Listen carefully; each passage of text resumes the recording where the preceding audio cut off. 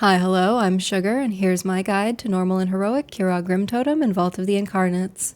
This is a 3-phase fight that is mostly single target. Phase 1 revolves around using the 4 elemental altars, Flame, Frost, Storm, and Earth. These altars each have 3 to 4 unique mechanics to deal with. Phase 2 happens at 66 and 33%.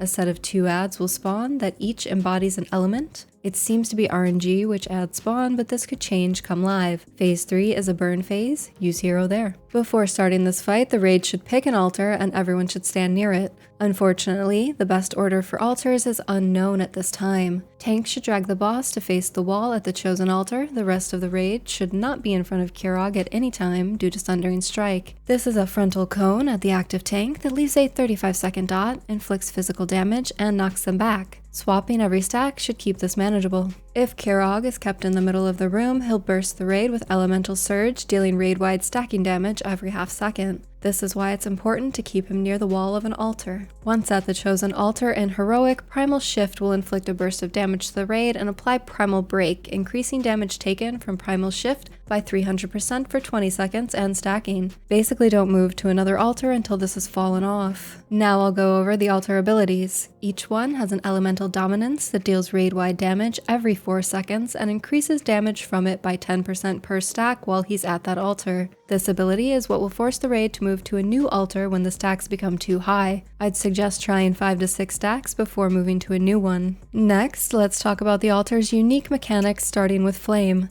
Magma Burst hurls lava at random players and leaves behind a magma pool. These can quickly overtake the room, but can be baited by stacking the raid together. In Heroic, Molten Rupture releases waves of lava that need to be dodged. Searing Carnage will infuse several players with fire, causing them to leave behind fire that explodes for lethal damage to anyone within 5 yards. Set a direction for players to run out of the stack group with this. Frost Altar's Biting Chill causes everyone to take moderate frost damage for 10 seconds. In Heroic, Frigid Torrent creates orbs that need to be dodged. If a player is hit, they take a burst of damage and are stunned for 6 seconds. This is a magic effect and can be dispelled. Absolute Zero is placed on 2 players and needs to be group soaked. In Heroic difficulty, this applies Frostbite at 2 applications. Players become frozen solid. This incapacitates and applies frost damage every second for 10 seconds. Don't overlap the circles, put 1 in range and 1 in melee, and you won't have to deal with this. Earth Altar's Erupting Bedrock sends out ripples that inflict nature damage to players struck. Dodge these by running away from the boss and patiently waiting to cross to the area one just occurred at. In Heroic, Enveloping Earth will apply a Healing Absorb shield to several players.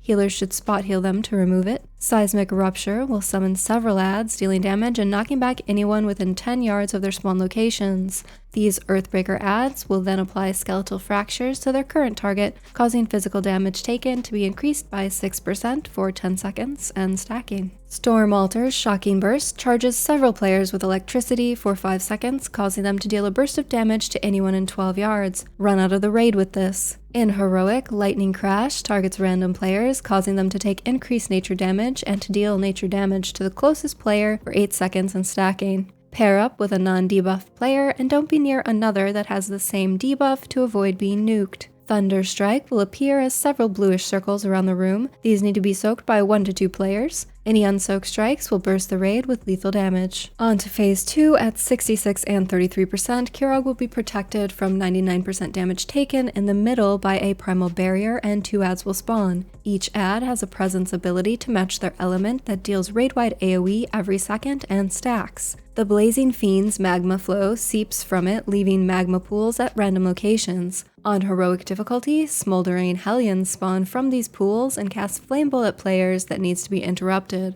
I would rank this add as a priority target due to the extras it spawns. The Frozen Destroyer casts Frostbinds that need to be interrupted. If it isn't, it deals a burst of damage to all players and leaves a 20-second dot. This also reduces movement speed by 10% and can stack. During Freezing Tempest, the raid should stay within 10 yards of the add to lessen damage taken. Anyone farther than 10 yards from this add will perish. Tectonic Crusher has a tank swap called Breaking Gravel that increases physical damage against the same target for 3% per stack. Swapping around 4 stacks should keep this manageable. During Ground Shatter, several players explode after 5 seconds with nature damage to anyone within 10 yards. Keep spread. Violent Upheaval will cause the raid to spread away from eruptions. Anyone in 10 yards takes a burst of damage and is knocked up. The Thundering Ravager will cast Stormbreak, causing it to appear behind random enemies, and cast Lethal Current that deals nature damage to anyone within 8 yards of its target for 6 seconds. After repeating Phase 2 twice, the raid will enter Phase 3 and Kurog will be buffed with Primal Attunement, giving him power over all of the elements at once. This inflicts elemental damage every half second to the raid and stacks. He can now be tanked in the middle, hero here, and burn him down.